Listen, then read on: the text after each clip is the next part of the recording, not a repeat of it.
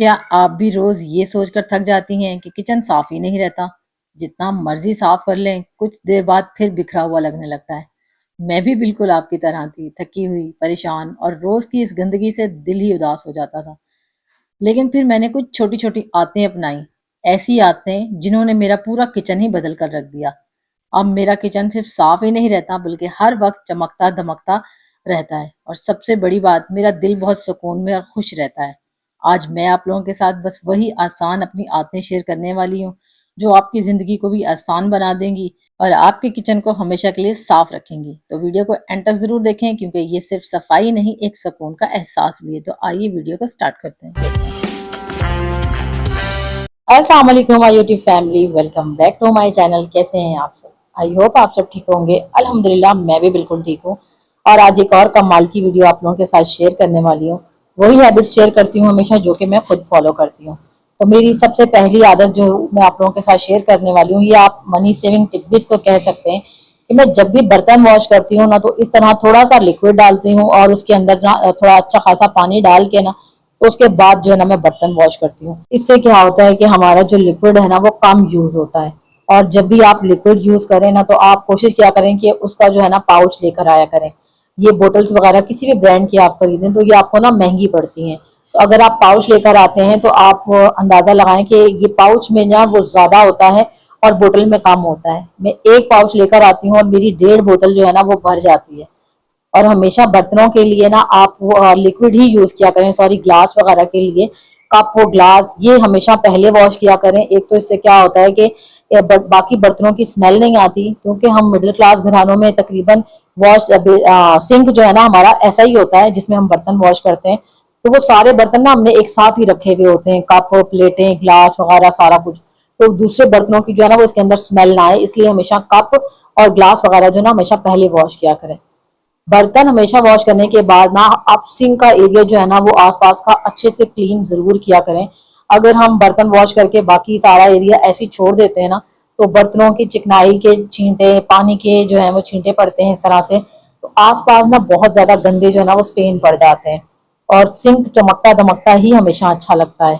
अगर आप भी मेरी तरह पानी भरकर रखती हैं, क्योंकि कराची में ना पानी का काफी ज्यादा मसला होता है, तो मैं इस तरह से ना सिंक के पास ही ये 3 बॉक्स बॉल है मेरे जो मैं भरकर रखती हूँ।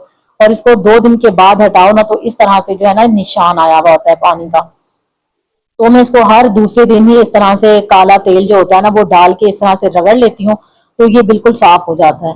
अगर हम इसको थोड़े टाइम के लिए ऐसे ही छोड़ देंगे ना, तो ये निशान और ज्यादा गहरे होते जाएंगे और फिर इस तरह से जो है ना सफाई करना इनका बहुत ज्यादा मुश्किल हो जाएगा। मेहनत भी ज्यादा लगेगी, टाइम भी ज्यादा लगेगा और वो साफ भी पता नहीं हो या ना हो।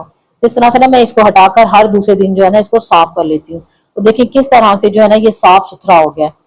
अपने किचन के लिए ना एक इस तरह से छोटा सा जो है ना आप वाइपर जरूर रखें। ये हमारे बहुत ज्यादा काम आता है क्लीनिंग के किचन में। कि जिस तरह से अभी मैंने ये एरिया साफ किया, अच्छा ये थोड़ा बहुत सा ब्लैक आपको दिख रहा है ना अभी निशान, तो ये जब ड्राई होगा ना तो ये बिल्कुल ही गायब हो जाएगा। तो ये वाइपर जो है ना हमारी क्लीनिंग में बहुत ज्यादा हेल्प करता है और हमारा टाइम बचाता है। अगर यही सारा पानी हम कपड़े से साफ करेंगे, एक तो वो इतने अच्छे से क्लीन भी नहीं होगा, दूसरा जो है ना वो कपड़ा भी हमें बार बार वॉश करना पड़ेगा। तो इस तरह से आप एक स्पंज से जो है ना इसको साफ करते जाएं और इस तरह से वाइपर करते जाएं, तो हमारा काम झटपट से खत्म हो जाता है और वो फौरन से ही आसपास का एरिया जो है ना वो ड्राई हो जाता है।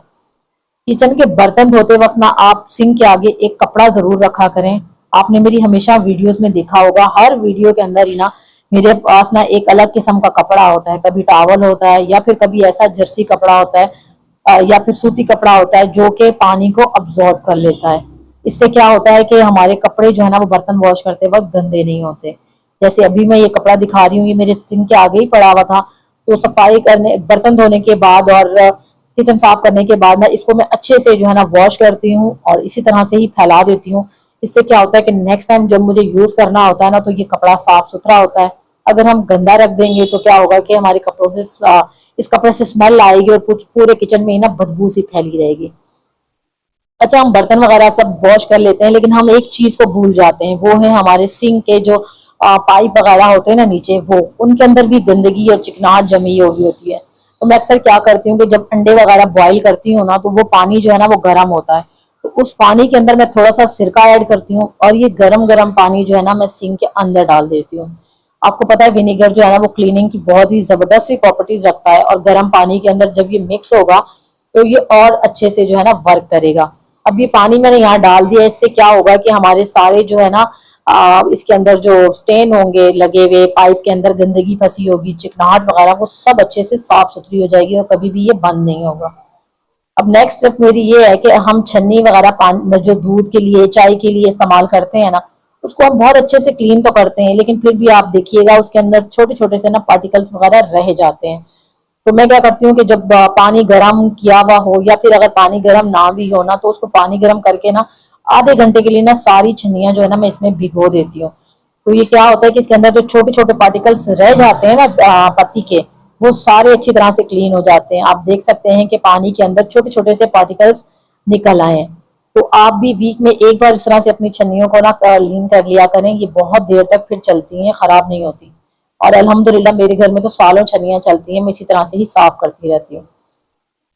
नेक्स्ट टिप मेरी ये है कि जब भी खाना बनाकर आप फ्री हो ना, तो अपना किचन जब साफ करती है ना, तो चूल्हे अगर आपके साफ भी है ना, उसके बावजूद भी आप एक कपड़ा जो है ना उनके ऊपर लगा लें।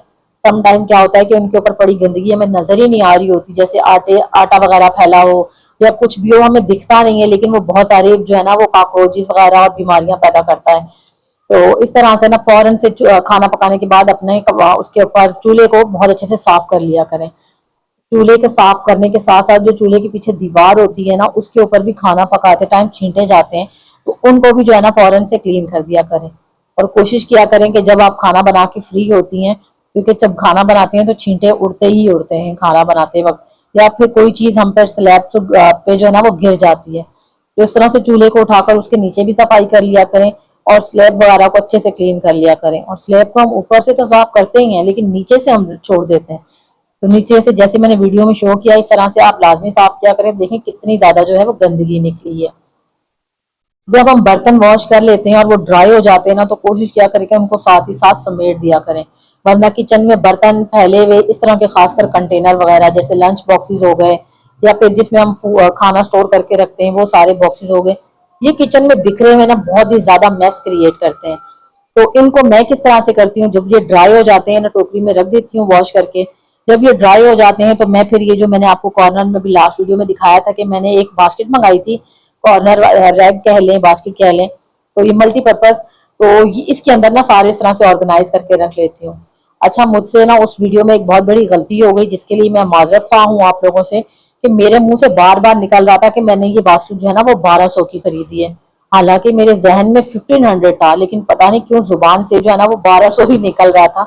तो ये मैंने 1500 रुपए की, अभी फिर 1200 आ रहा था, तो ये मैंने 1500 की जो है ना वो बास्केट खरीदी थी विद आउट डिलीवरी। ठीक है, तो जो लोग बार बार मुझसे पूछ रहे थे ना मैंने कितने की खरीदी है, तो ये मैंने 1500 की खरीदी थी विद आउट डिलीवरी।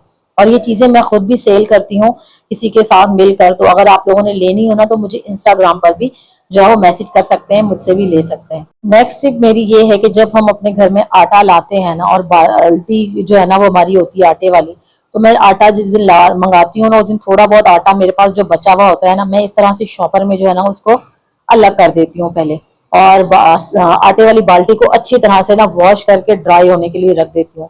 जब वो बिल्कुल अच्छी तरह से ड्राई हो जाती है तो फिर उसके अंदर जो है ना मैं आटा डाल के रखती हूँ।